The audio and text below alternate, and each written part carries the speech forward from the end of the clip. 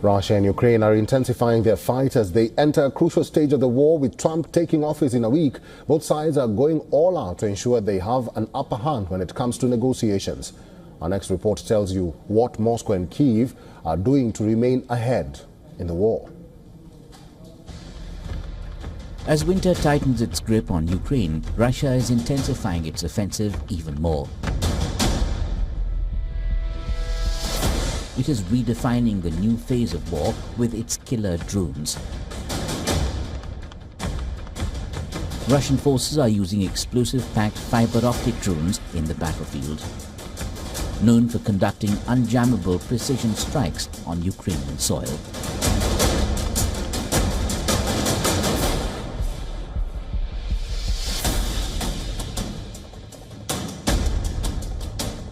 Kyiv is scrambling for a quick fix to fight back. These dangerous drones pose a major challenge to Ukrainian forces. They can neither be detected nor intercepted with electronic warfare.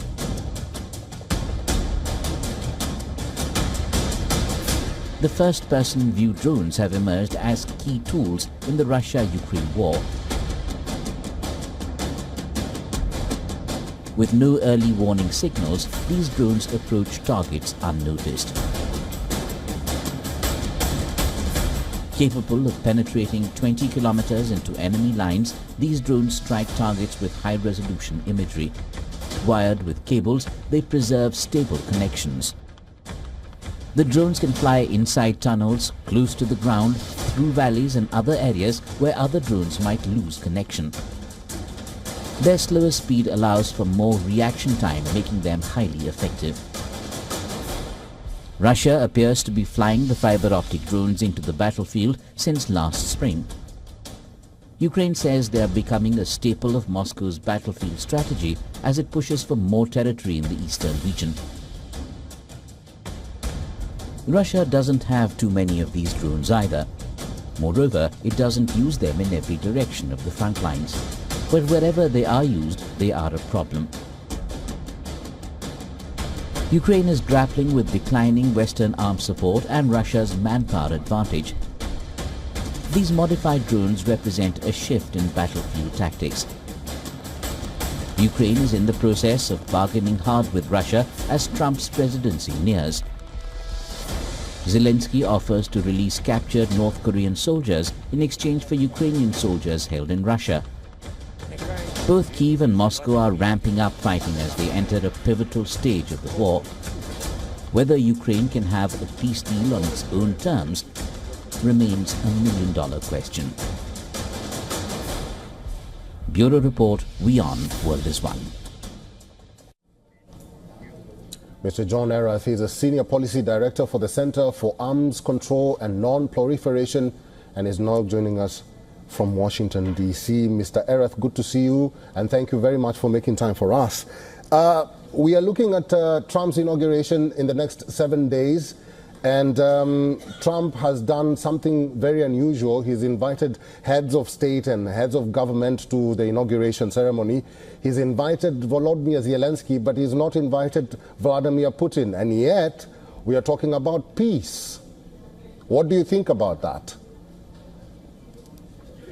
I think that the president-elect has been very clear that he would like to see an end to the war as soon as possible.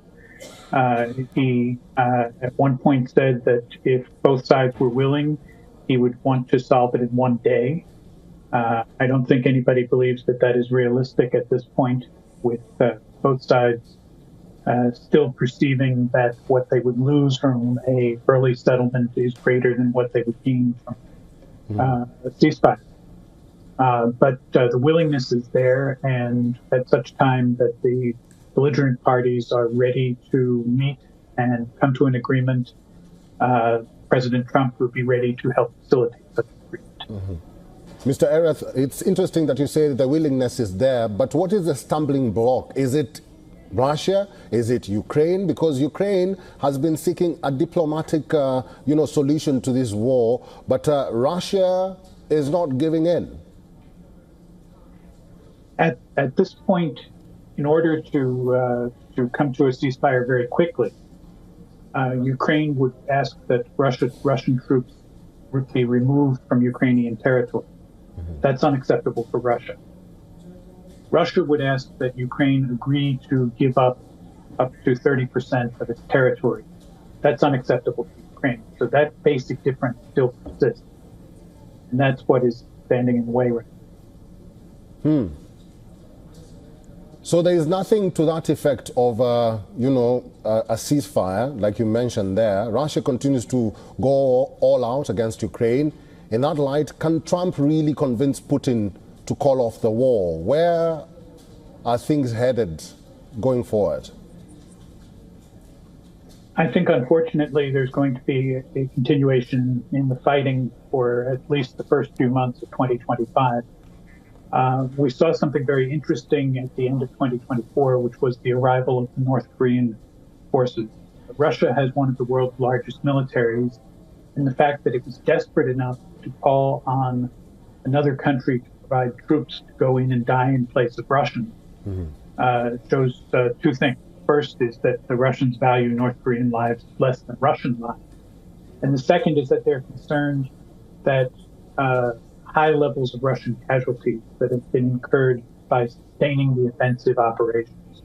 These high casualties are not sustainable in the long term, that they need to find a way to reduce those casualties in order to be able to maintain the military pressure on Ukraine.